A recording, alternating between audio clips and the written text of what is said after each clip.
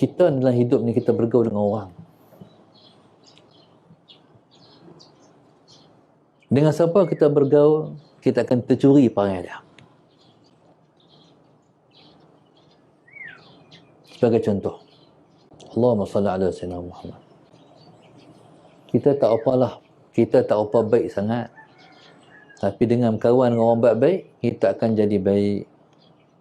Kita ni tak apa jahat sangat. Tapi bila kawan dengan orang jahat, jadilah kita orang yang jahat. Yang Nabi umpamakan dalam hadis, orang baik seperti penjual minyak atar.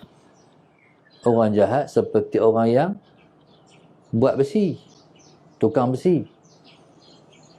Kalau kita kawan dengan orang baik, kita pun wangi sama.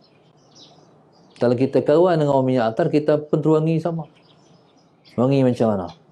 Bila kawan dengan dia, mungkin beberapa kali dia akan celek minyak atar di kita. Kita pun boleh berbanyak wangi di kita. Jadi kita pun wangi sama. Ataupun kalau dia tak bagi kat kita pun, dia pakai minyak wangi pun, kita pun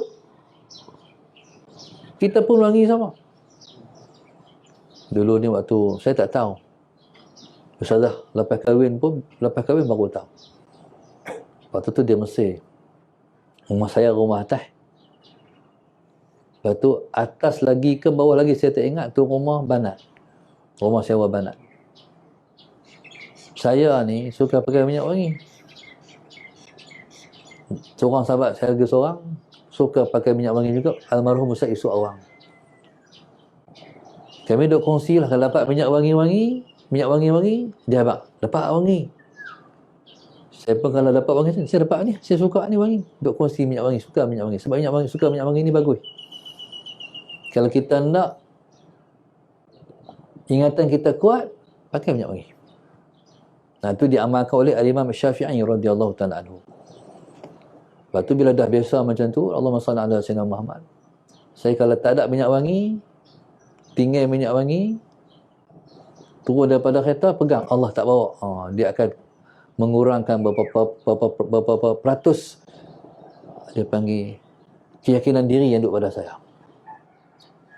Jadi, makna itu kesan kepada minyak wangi. Bila kita nak mengajar, kita pakai minyak wangi, jadi kita tu menghadirkan malaikat menghadir di balik kita. Dah malaikat rahmat tu turun, dah malaikat sayahin tu turun, dah malaikat rahmat pun main lagi. Sebab malaikat suka yang wangi-wangi.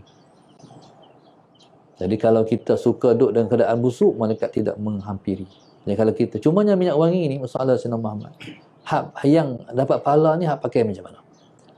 Hak dapat pahala ni, Allahumma salli ala Sayyidina Muhammad, yang pakai minyak wangi, Allahumma salli ala Sayyidina Muhammad, untuk orang tidak bau busuk daripada dia.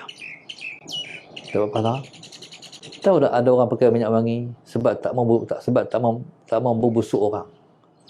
Tahu tak? Ish, dia ni, ya Allah, bau ni dia pakai minyak wangi.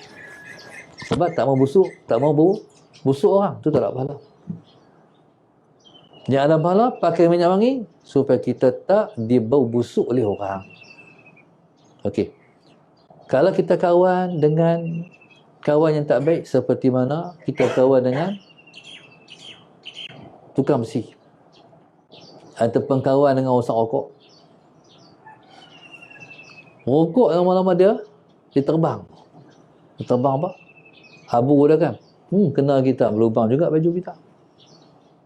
Kalau kawan dengan orang yang Allahumma salli ala sayyidina Muhammad, yang nama tukang besi. Jadi pada ketika itu, besi ni dia tak wangi, dia busuk. Kita pun akan bau juga besi. Macam kita, contoh, kita naik bas, nak balik kampung. Kita turun daripada rumah tu, kita tak bau apa. Bila kita sampai di rumah, bau kita bau asap. Bau asap, bau bas, bau macam-macam. Ini sebab kita berdamping dengan siapa. Maka sebab itu, Allahumma salli ala sayyidina Muhammad, maka perhatikan dengan orang yang kita bergaul seharian. Kita kawan dengan siapa? Dengan siapa kita bergaul, itulah kita. Sebab tu kata Rasulullah, la al-mar'u ala dini khalilihi, seseorang itu mengikut agama kawan dia. Satu. Yang kedua, kata ulama, la tas'al anhu wasal an qarinihi. Jangan bertanya berkenaan dia, tapi tanya kawannya siapa. Kalau nak tahu dia, tanya kawan dia siapa. Kita tahu hai dia. Ya, subhanallah, begitulah kita makan. Bila kita makan, kita akan terpengaruh dengan makanan yang kita makan. Sebab makanan ni dia bertindak langsung.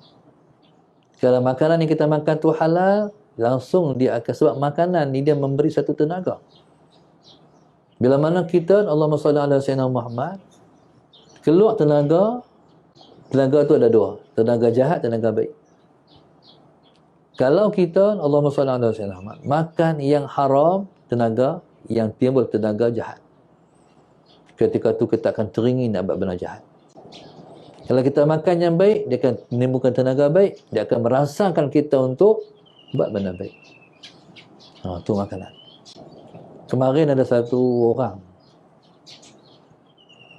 orang bercerita. Bukan, dah lama dah cerita ni, cuma ni timbul balik. Satu orang tu, dia main rumah saya. Dia main rumah, dia bawa satu orang anak ni tak sah taraf, tak tahu mak, tak tahu ayah. Bismillahirrahmanirrahim.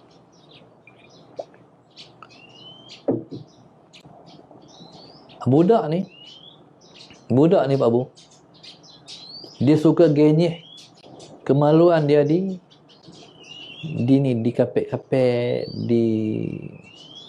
ditilam. Budak lelaki. Jadi budak ni baru dalam umur 6 tahun. Tapi maknanya rangsangan pada alat laki-laki dia tu pelik. Pasal mak ayah dia berzina dulu. Bila mak ayah berzina tu, hang buat macam ni, bahaya tu budak tu. 6 tahun dah terangsang dah. Macam mana dia nak selamatkan diri dia daripada situasi zina tu? Na'udzubillah min dzalik. Tu bahaya zina. Anak tak dosa apa, tapi kesan zina tu. Na'udzubillah min dzalik. Kesian kat budak tu. Dia tak tahu apa. Tiba-tiba itulah kesan daripada zina. Na'udzubillah min dzalik. Itu kita minta Allah lindungkan kita semua daripada zina. Dan Allah selamatkan keturunan kita semua daripada zina. InsyaAllah. Jadi subhanallah, Allahumma salli ala sayyidina Muhammad, tu kesan. Baik. Jadi bila mana Allahumma salli ala sayyidina Muhammad, makan. Kita makan apa? Kalau kita pergi makan tu, hak orang tak pakai tutup aurat tu, kita beli es krim dia ke, kita beli apa-apa kat dia ke, Allahumma salli ala sayyidina Muhammad, pasti kesan. Malah nak buat taat, ilmu payah masuk. Allah masuk. Lu kena perhatiin, kena begitu prihatin terhadap pemakanan. Sebab itu Allahumma salli ala sayyidina Muhammad, dalam Al-Quran Tuhan sebut, ya ayyuhar rusul kulu minat tayyibati wa'malu salihah. Allah kata kepada para kekasihnya, wahai rasul-rasul, makan yang baik-baik, beramallah amal yang soleh. Nampak tak? Kembang tu. Makan yang baik-baik, beramal amal soleh. Sebab kita tak boleh buat amal soleh kalau kita tak makan yang baik-baik. Apa dia makna yang dimaksudkan dengan makan yang baik-baik? Halalan tayyibah. Yang pertama halal, yang kedua baik. Tang mana? Tang penyediaan. Cara buat, orang tu tahu hukum halal dan haram. Jadi subhanallah, Allahumma salli ala sayyidina Muhammad, mainlah kita mengelak diri daripada orang yang tidak taat pada Tuhan, khususnya dalam penyediaan makanan. Jadi Allahumma salli ala sayyidina Muhammad, segala-gala lah, segala-gala. Dulu timbulkan isu bab dobi muslim, ingat dah hari itu kan? Jadi samalah, kita nak pergi basuh baju, Allahumma salli ala sayyidina Muhammad, elak diri jangan kita pergi basuh baju di kedai